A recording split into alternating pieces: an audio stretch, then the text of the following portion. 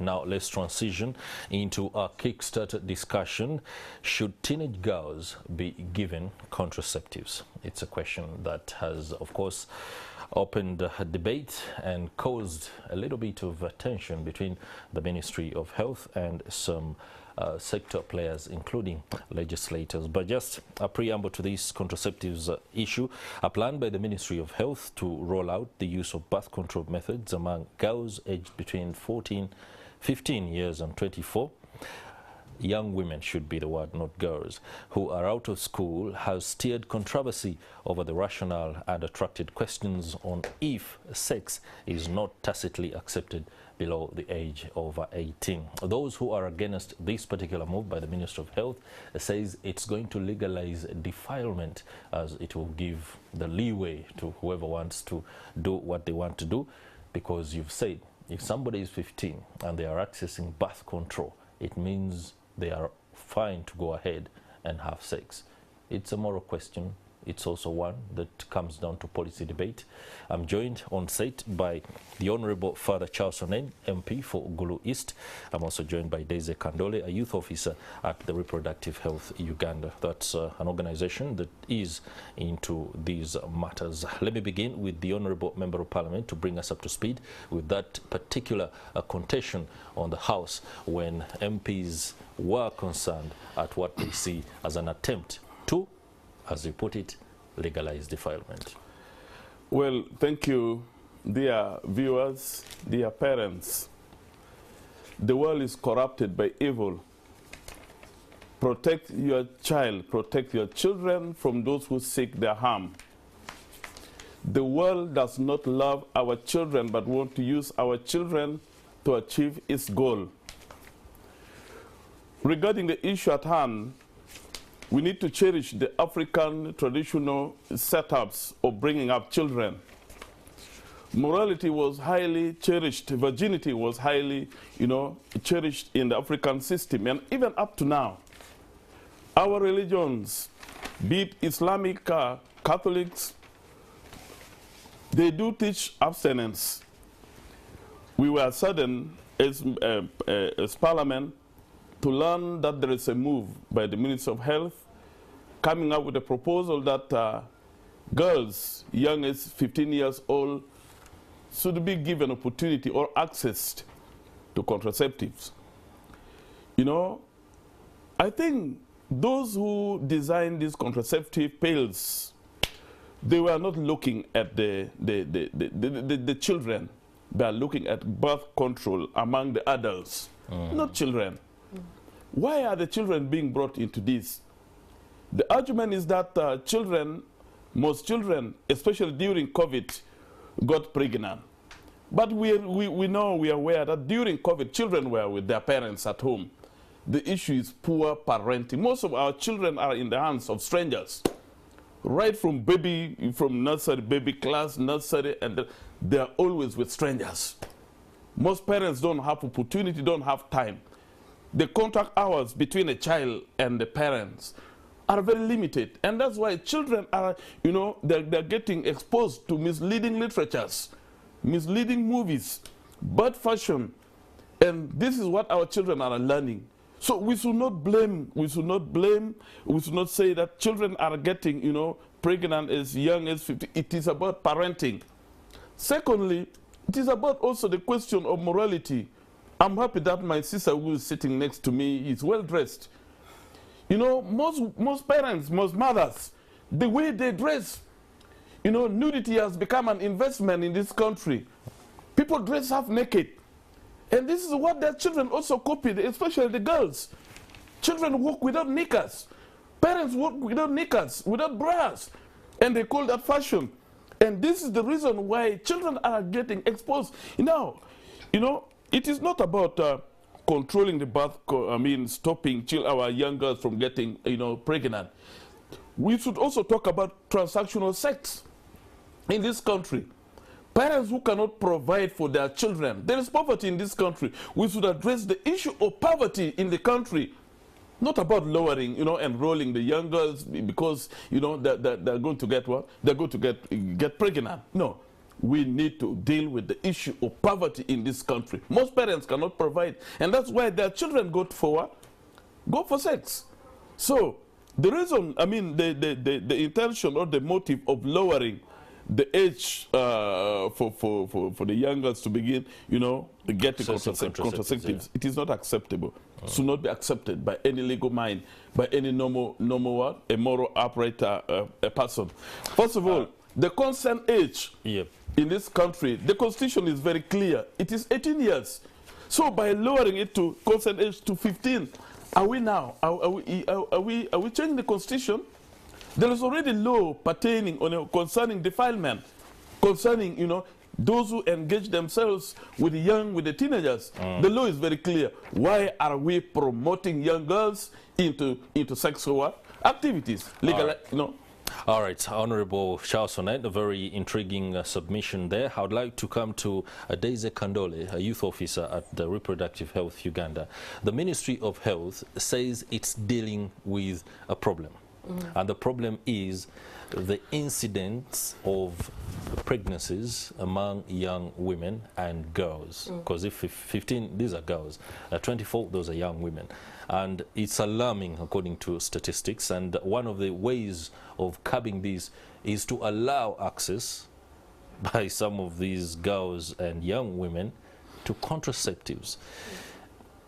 Tell us how this all plays out. As a youth officer, you're working with reproductive health. What is the state of affairs? Yeah, thank you so much, Chris. Good morning to everyone. My name is Daisy. I work with Reproductive Health Uganda. We are an organization that deals in increasing access to sexual and reproductive health information as well as services, especially to young people. And I mean, I hear Reverend when he says, we're grounded in African culture. And of course, parents are not doing their job. I don't think it's just the parents. I think all of us have a role to play. That's right. Even myself, Daisy, who is yet to have my child, I have a role that I have to play, and that's why I am part of the organization that I'm working for. That's right. There is what parents are doing, or what parents are not doing, but there is also the realities that we have on ground. When you visit different districts, you realize that, for example, just last week, I think I was in Amuru district, and one of the health workers was telling us how in the previous couple of months, they had registered about 10 to 15 incomplete abortions, and of which all these incomplete abortions had been unsafe. After these are abortions. Abortions, yes, incomplete abortions. When you say incomplete, it makes one that has reached. How is it really? No. Has been successful, acceptable. Unsafe abortions. And then after Amuru, we visited Gulu district, and one of the service providers also shared the story that just that morning when we had gone to the health facility, 2 young girls had come to the facility, and very happy. And one of them is saying, "Oh, so madam, I think I'm pregnant and I want to do the HCG test and confirm if I'm pregnant." And then she had this concern, like, why exactly are you happy about it? Because you're 16 years old. Very young. You're very young, exactly. And so this just paints a picture to say that there is still a lot that needs to be done. There is something that we're not doing right. Young girls as young as 16, 15 should not be happy about pregnancy. And this shows that, yes, the parents are not doing something, but at the same time, there is still a gap. And the reality is that these are young people that are actually excited about sexual intercourse, that are actually, embracing being sexually active because they are of reproductive health, age, which is about 15 to 49 years old.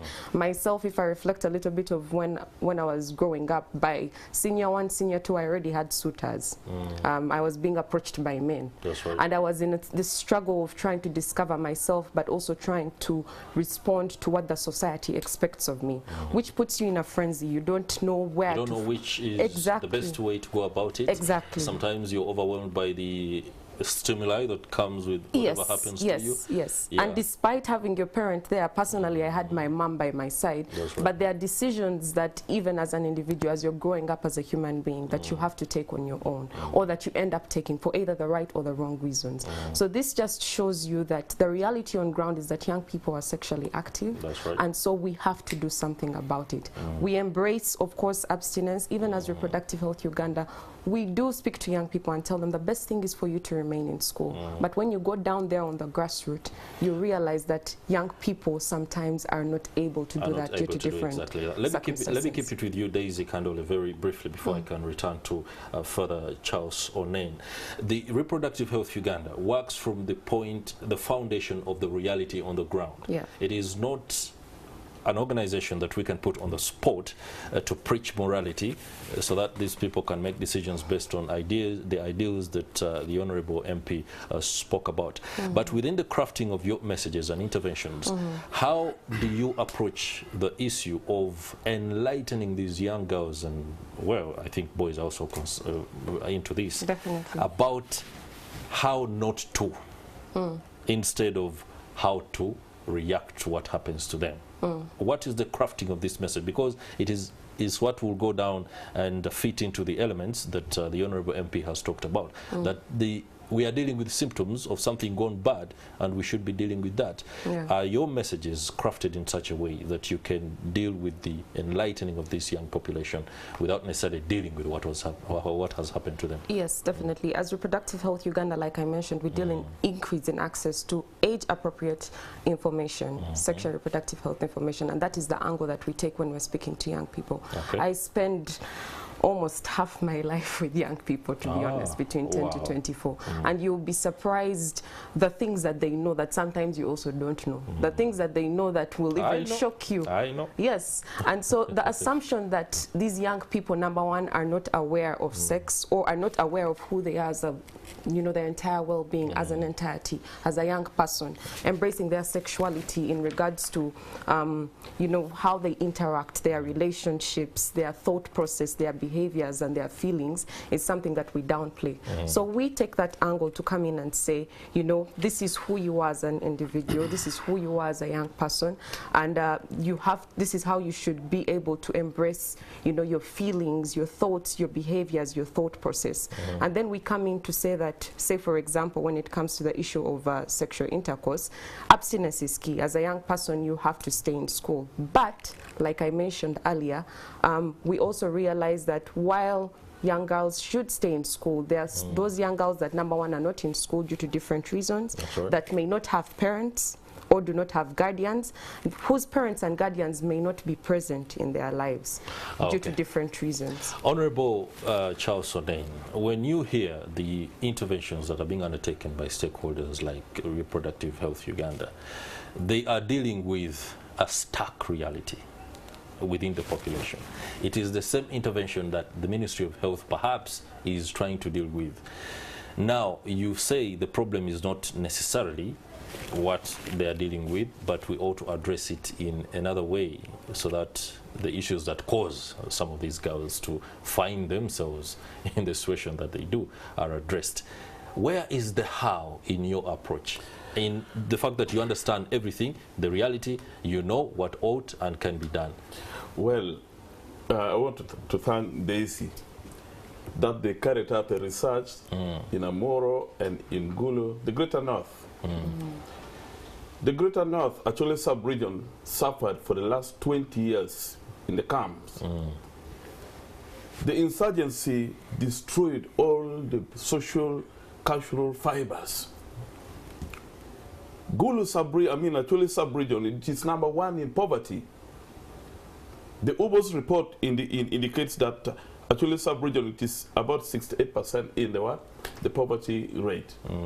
So now, if a person is going to do a research, say in Gulu, and then make a recommendation that this is the reality on ground and this is what we need to be, to propose as a recommendation for. It is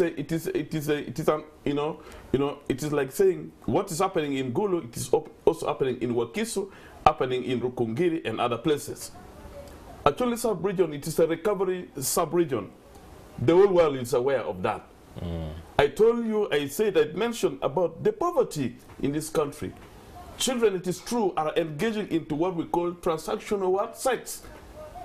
So, should we address the issue and say we need to give or enroll them into contraceptives in order to prevent them from getting pregnant, or we address the issue of poverty? I think the question is, we need to tackle the question of poverty in this country. If I may ask you, Daisy, when did you begin having sex? Are you virgin? Oh, do you have a child? Do not put Daisy on the spot. Exactly. Yeah. Because we may be dealing with surrogate mothers. You may be dealing with surrogate mothers proposing things which are not real in their lives. If you are a mother, you cannot accept your child because you have not yet addressed the issue of what? The effects of the contraceptives in the lives of the what? Of the child. Have you done research on the number of girls who are now failing to conceive because they engage themselves into what? Into these contraceptive pills. They got enrolled, you know, when they were still young. Yes, I would like to understand, after the Ministry of Health came out very clearly on this particular intervention, and you voiced those concerns to the Ministry of Health about the fact that the underlying problem is actually not sex, but poverty that is causing many of these girls to go into. Exactly. Yeah. And misleading literature. Yes, what did you suggest be the way forward? You know, a country which does not invest on the morality of its people, that country is doomed. A society, a family which does not invest on its morality, that society is doomed. Secondly, because of poverty in this country, because of greed and corruption in this country, most of these MDAs, most of these NGOs, they're receiving money from Western countries to promote, you know, the biological research or the scientific research of the Western countries. I'm not happy. I may not be afraid to say even the daisies are not promoting what is Africanist, but they're promoting what is Western, you know, which is Western. All right. Before we bring ourselves to a situation where we are at complete loggerheads with ourselves, I'd like to ask Daisy Kandoli the simple question. You're not going to dismiss the contraceptives or anything that is used by these young girls and women for that matter, but he speaks of something that is very pertinent, effects of these contraceptives, and that many of the women we see today perhaps are grappling with what they did in a bid to, or rather in a bid not to get pregnant, and all of a sudden there are health effects to it. Are you at liberty to speak about that? Yeah. Maybe in addition to your question, can she also explain why was the choice for Amor and Gulu? What motivated you to go to Wakiso and, you know, and Rukungiri? All right. Okay. There she is. And I'll start right from there. Oh, please do. I used Gulu and Amuru because I was there just last week. But even last year, I can date back to now last year, we were in Kabarole. And in Kabarole, we visited this school where the teachers were sharing that they had about 30 school dropouts due to teenage pregnancy. That is very alarming. Yeah, and that was just in the last 6 months. So just to share with Reverend, I only gave that example because you know, it's quite fresh in my mind. But as Reproductive Health Uganda, we have 19 branches spread out across the entire nation. And we're doing a lot of work within the different districts within which these branches are situated at. And I hear, you know, Reverend, when he speaks of Africanity and, you know, Pan-Africanism and culture and morals. Needs. Myself, I am a very religious person. I'm grounded in African culture. But it's quite unfortunate that African culture sometimes presents itself as contradictory. While we are still while we're still having the conversation of you know, abstinence, and we're trying to see how do we instill morals within young people, the reality is the world has evolved and it has changed. Yeah, we are still trying to push, even us as Reproductive Health Uganda, we're still trying to push and say that parents, you have a role to play.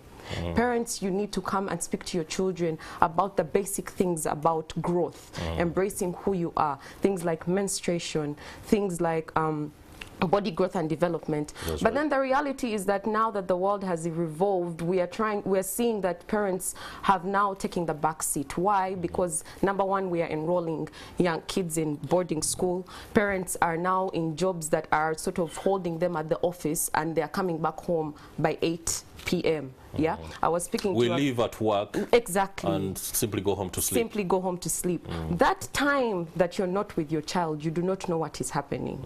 You do not know the conversations they're having. You do not know who they are speaking to. You do not know who they are interacting with. And what we've failed to realize also in society is that, you know, we call them children, but they're also human beings. They have a mind of their own. That's right. Yeah, and sometimes even when your parent, right now my mom tells me something, I'll contemplate and be like, really, is that what I should do or what I should not do? If you see how opinionated children are these days, it's because we are now, the world has changed. What was happening back then is not what is happening right now. And so I do hear him when he says that, you know, there are effects to contraception, but I just want to speak to that very quickly, Chris. Let me also ask you this question, and it regards the research that you conduct. Yeah. If, for example, you talked to 100 girls in a particular setting about the need not to engage in sex, and then you realize that yes, they understand they should not engage in sex, but the environment around them is such that there's a lot of stimuli and other circumstances, including poverty, as the Honorable alludes to, and then you hand them contraceptives as the service after dishing some information. Have you conducted research on what happened after you gave them these contraceptives?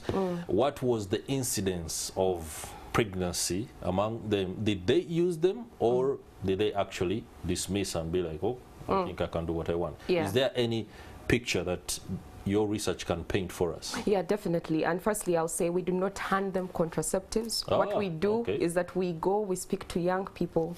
We're specifically speaking to young people out of school, and I believe the article that you just read is saying girls outside school. Yes, because we realize that with the girls outside school, the stimuli is even more compared to the young girls in school, of which even the young girls in school are actually also facing some of the challenges, or are pre-exposed to some of these things that are leading them into you know, teenage pregnancy and other underlying factors like child marriages, unsafe abortions, etc., etc. So we do not hand them the contraceptives, but we give them the information so that they can be able to make informed decisions. Who's sponsoring that research?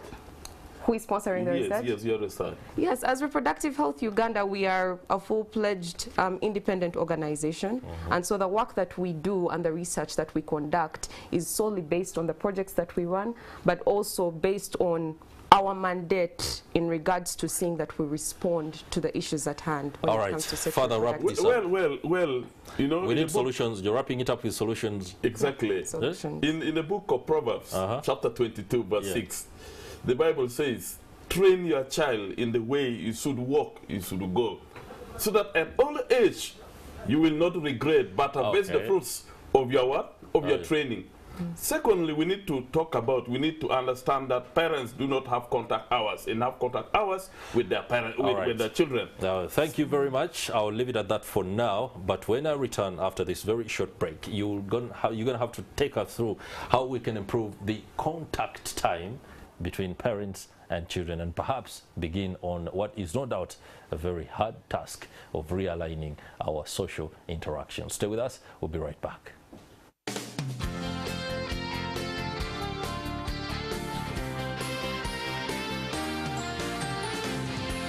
Girls be given contraceptives. That is in line with a new policy that the Ministry of Health is proposing to curb what it says is the alarming number of teenage pregnancies across the country. Of course, the research being conducted by the stakeholders in this particular sector of health intervention indicates that some places are more affected than the other, but at minimum level, should young girls be getting pregnant? That is a misnomer. And of course, in studio, I have with me Daisy Kandole, is a youth officer at the Reproductive Health Uganda, an organization that dishes out information and services regarding reproductive health to young persons. With me in studio too is Honorable Father Charles Onen, MP for Gulu East, very, very disturbed by the fact that government is failing to deal with the core issues of poverty that could be leading many of these girls into situations that lead to teenage pregnancies. Let me begin with you, Honorable Father Charles Onen, as we start on to this very last segment of this discussion. A lot has been said about morality, about parenting, but the environment within which young girls and boys are living is one that we should not excuse ourselves from. Have you thought about boys in this particular situation? Can it be achieved by making the messages directed towards the boys too? Is it possible? Well, when you look at the Human Rights Convention on the children's rights, they have stated that whatever policy that any government, any society will be making in regards for the boys must also be what? Included. Included. Even girls must also be what? Must be inclusive, boys and girls.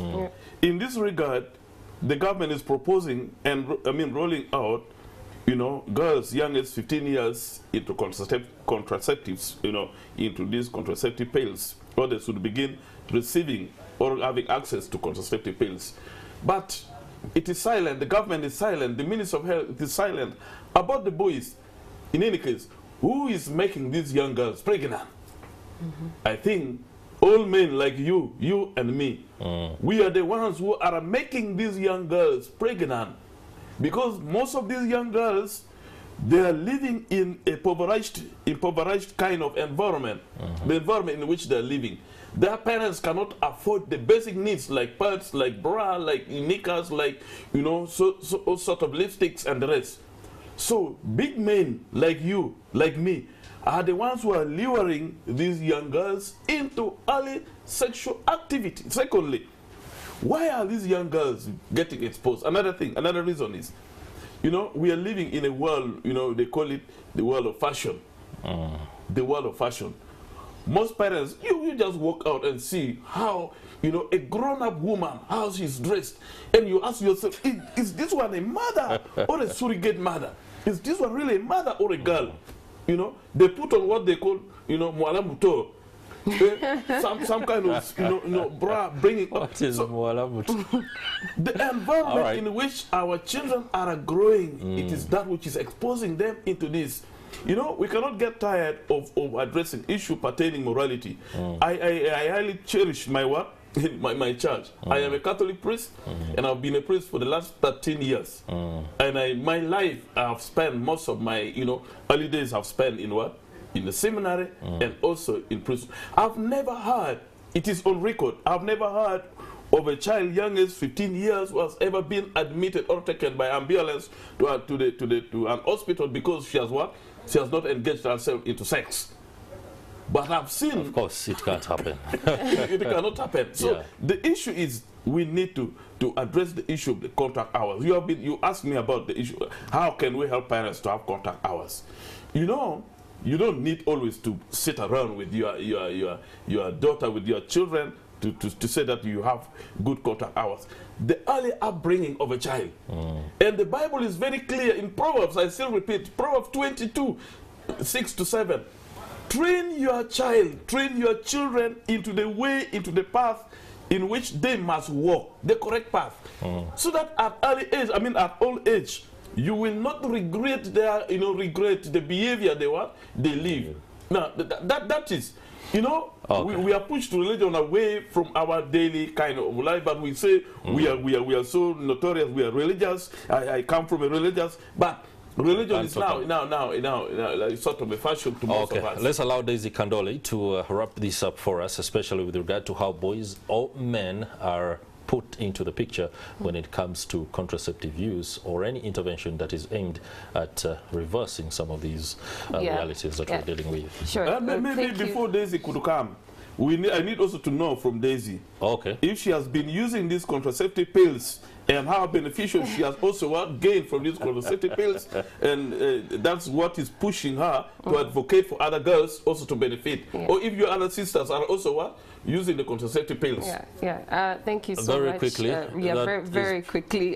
Yes, there is actually a very big misconception that contraceptive pills actually have those dire side effects that people discuss. But I think maybe this is not the platform to share that. But just to wrap up the discussion, as Reproductive Health Uganda, we actually do a lot of male involvement.